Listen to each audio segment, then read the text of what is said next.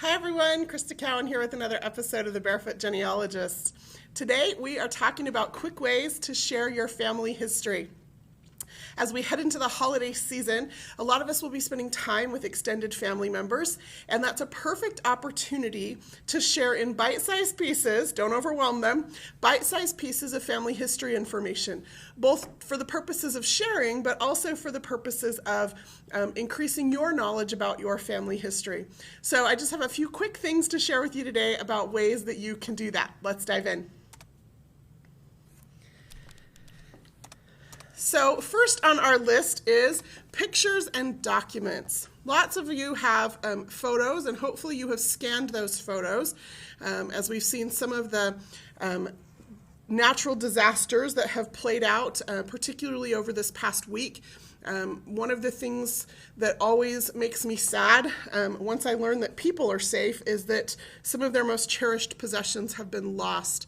And so I would encourage you to scan your photos and documents, keep electronic copies of those with you, and then also keep electronic copies backed up somewhere, either in the cloud or also on some kind of a hard drive or media that you can store in a safe deposit box or at a family member's home. But once those things are scanned, it becomes really easy to share them with your family history, with your family. So let me just share with you a quick example from my own family history. So my grandparents had a whole bunch of slides, and recently we scanned those. My family had those all scanned. Now, this is a picture of my great-grandmother's 80th birthday. This is my father and his youngest brother, and then his younger sister and his older sister. And in this set of photos, there are a whole bunch of pictures of that particular birthday party, of that time. And so rather than just talking to my dad and making sure that I know who everybody is, which is important, one of the things that we do in our family is that we bring out some of these pictures, or we connect my computer to the television, or sit on the couch with 5 or 6 people around me with my laptop, and we show these pictures. Not for the purposes of identifying the people in the photo, but because what happens is when you have a group of 2 or 3 people who are at an event and you show the picture, all of a sudden they start sharing memories of that event. This particular birthday party took place in my great-grandmother's home. And just things like seeing the curtains or the photos on the wall, looking at some of the other people that were in attendance, all of a sudden they start sharing these memories. And because we're doing it together, those memories start feeding off of each other. So you end up with somebody saying something and then somebody saying, oh, well, that wasn't right. It happened this way. Or somebody saying, oh, yeah, I remember that. Do you remember this? And then all of a sudden, rather than just talking about this event, they're talking about my great-grandmother.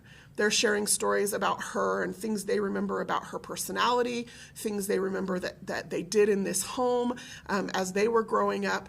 So sharing those photos, not just, again, for the purposes of identifying who's in them, though that is an important step, but also just as you get together with family members to see what memories come out. I would recommend having a voice recorder available or a video recorder available when you do this so that you can capture those memories. If that's not possible, or if people are uncomfortable with that, have a notebook and make sure that you jot down some keywords and phrases, and then very, very soon after that event, go and write up what you remember about the stories that they told. It becomes a real treasure and a real part of your family history that doesn't get lost that way. Other ways you can share photos and memories, there is a website called 1000memories.com. It was recently acquired by Ancestry.com, and they are a photo uploading service. And so you can see here is just one of the boards that is one of their display boards here, and they've uploaded pictures and documents all relating to the same person and that person's military service. And so you can just create a page like this. So instead of having to go one by one through photos, just put together a little collage of photos. Again, you can print this out, you can put it up on a TV screen or on a laptop screen, and then have people gather around, and you'd be surprised at the memories or the stories that come out. Another thing you can do is to share documents. So I have done this, and I'm always amazed at what happens. So this is my grandmother here on this 1930 census record. She was 7 years old at the time that the census was taken, and she and I sat down with her and I showed her this.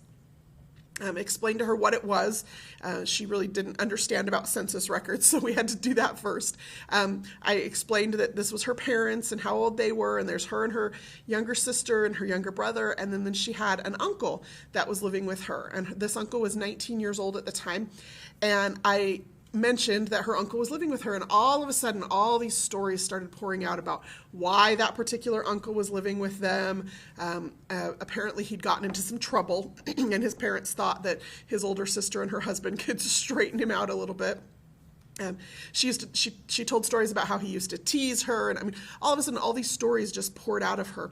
I also read the names of some of the neighbors, the last names and the first names, and again, all these stories started pouring out about her memories about them and what they did for a living and who they were and who her friends were and who she walked to school with and who she rode horses with, and all of that came out. Some of them stories that I had never heard before, just from showing her a simple document. Now, the 1940 census recently came out, and here's my grandmother again. This time she's 17 years old. Unfortunately now she has a hard time seeing. And so she wasn't able to actually see the document well enough to read it, but I did read it to her. And again, I read the names of the neighbors, and stories started coming out about these neighbor boys that she had a crush on, and one that they always thought she was going to marry, and stories again about girls that she babysat on the street, and friends that she hung out with and went dancing with. And I mean, all these stories just from a simple document and just reading through a few of those names on that page. So that's a really easy, quick way to share family history, is just, again, don't overwhelm people. 1 or 2 documents, 1 or 2 photos, or a series of photos from the same event, like a milestone birthday or a family reunion, and when you share those, do it with groups of people, because those memories will feed off of each other, and you'll get a more complete picture of what really happened. And then be sure to record the stories that come out of that in some way. That becomes really important, because it's great that you're getting them to tell the stories, but if you don't record those stories in some way, and voice recording is a great way to do that, because then not only do you capture the memories accurately, but you get their voices too, and you get to have those preserved. But if that's not possible, then for sure write them down, maybe blog about them, type them up, put them in a binder for your family history. It's about a lot more than just genealogy. Family history has a little bit more depth to it there. There are some other things that you can do, and I've done these as well in various circumstances. So in Family Tree Maker, you have a lot of options under Publish for charts and reports and books. I don't want you to feel overwhelmed. Like, I put the books on there just because it's a possibility, but don't feel like, I can't go to the family holiday party if I don't have the whole family history ready. That's not the point. The point is, what can you share in bite-sized pieces? And is there anything that you could share that would glean more information for your family history? So if we look here at Family Tree Maker, I've just come into Publish, and one of the Publish options in here is a descendant chart. So I just selected my grandmother. I could have selected her parents, and then I selected Create Chart. And what it does is it just creates this chart for me here. If I were to print it up, it would be 8 pages, and then I just tape it together. Again, I'm not going for fancy. I'm not trying to deliver some kind of a finished product. I'm just trying to share very quickly my family history. Now, what I might do here is take this and tape it up on a wall. My grandmother lives in Los Angeles, and so I could tape it up on maybe an outside wall of her home during Thanksgiving, and then just ask my cousins as they come and go over the weekend to make sure that I have all of their information correct. Do I have your name and birth date right? How about your husband? And did I get your marriage date right? And you guys have had a couple of kids in the last few years. I don't have their information. Could you just write that in here? And we can have that. It then becomes like this working chart on a wall at a family member's house, and it's not something that you're saying they have to do, and it's not anything formal, but you just put it up and maybe hang a pen or pencil or 2 next to the chart, and then invite them to correct or add any information, and then you just roll that up and take it home with you, and now you've collected, again, more family history information, but you've also shared things with them. When I have done this, when I have shared charts like this with my family, not only do they add and correct information, but one of the things I've discovered is that they also start asking questions. They start asking questions about who these people are in our ancestry. Sometimes they ask questions about, oh, was that really his name? That would be a really great name for a baby. And then all of a sudden, we have children being born in our family with names that have heritage and meaning, because they've seen that. And so they may not be interested in genealogy, and they may not understand how it all works, but just that quick share maybe sparks a little something of interest in them to know a little more about who they are and where they come from. There are a lot of other options, and I would recommend that you go in and explore some of those options. I just did this descendancy chart, and that's a great thing for family get-togethers and reunions to help them fill in information. I could create a pedigree chart. Again, just tack it on a wall somewhere in the family home or wherever it is that you're gathered, and let people peruse it and ask questions. Make sure your name is on it somewhere, so that especially if you have a large family, they know to come to you if they have questions or if they don't understand what they're looking at. So lots of different kinds of charts that you can make. There are also books and things like that. But again, we're not going for some finished product that we're giving as a gift. We're just looking for quick things that we can share, maybe to spark some interest and to encourage some sharing back the other way. If you don't have Family Tree Maker, or if you want to explore some other options for publishing trees or books or things that you can share, there is a My Canvas product. It's found under Publish on Ancestry.com. So if you go to Ancestry.com, let me close that. There's this Publish button here, and when you click on that, it takes you to My Canvas. And you can create books or posters, and it's done all with the tree that you already have created on Ancestry.com. So you don't have to enter anything new. You can just say, I want to create a family tree poster, so here's one I've created for myself, with myself as the starting person. If I was maybe going to my grandmother's for the holidays, I might make her the starting person, so that it then has information that's pertinent to everybody that will be there. So this is just pertinent to me, or maybe my siblings, but my cousins don't care about this whole half of my tree, right? So maybe I start it with my dad or with one of my grandparents here. And then we, again, just tack this on the wall so that they can see. What I've found is that when I share this information, a lot of times I'll find one or two cousins who, I built a tree on Ancestry, or I started to do that once, and I actually looked into this line of the family, and here's what I found. And then all of a sudden we realize somebody else in the family is interested in family history too, and we can, while we're there in person, start talking about ways to collaborate or to share or to research together so that we can extend that family history. So that's the charts.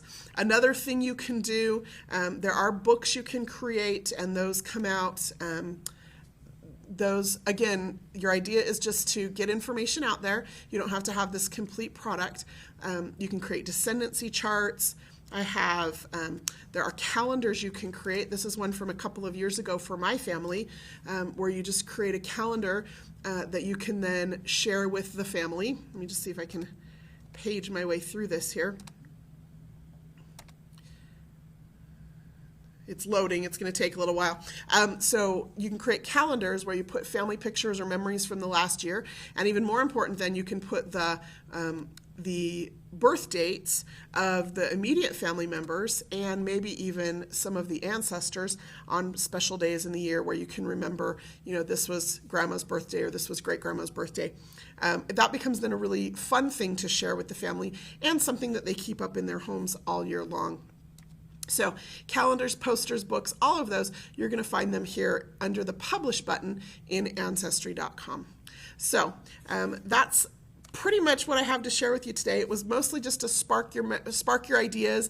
If you have other ideas, feel free to share them live with us immediately following this presentation on chat, or if you're watching an archived version of this on YouTube, just add a comment and share your ideas for ways that you've shared your family history in just quick, simple ways that invite people to share information they have and maybe spark a little interest, particularly in that younger generation as they see their name on a chart and get all excited about about it and want to know more. And maybe they don't want to know too much right now, but maybe you'll have planted a seed that will give you a family history buddy in years to come. Until next time, this is Crista Cowan. Have fun climbing your family tree.